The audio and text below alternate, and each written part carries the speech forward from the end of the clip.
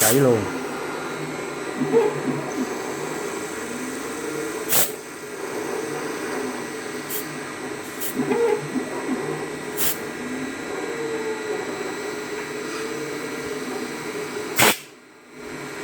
Đầy đủ phụ kiện luôn á.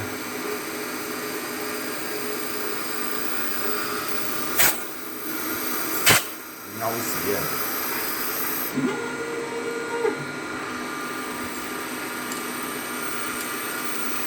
Anh tính rất là nhiều mà thực tế là gì? Đây đây, để anh trả. Để anh đi. Bắn nó.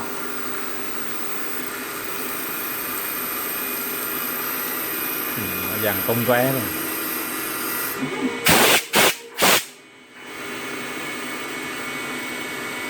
Dao mỏng nè.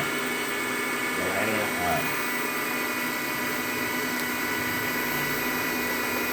Rồi luôn. Lên luôn. Đó. Đó. Đó.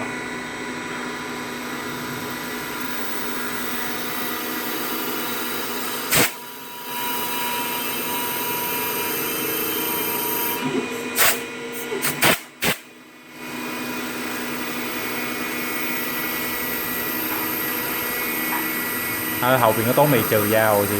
Mì trừ dao à?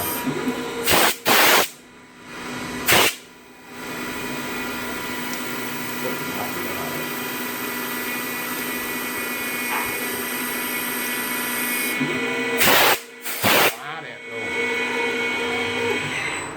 luôn. Mà sao trừ dao mà lấy thêm một cái AD là đẹp tuyệt vời luôn á. Tuyệt vời luôn á. Trừ dao tí xíu đây. Không, làm sao mà trừ dao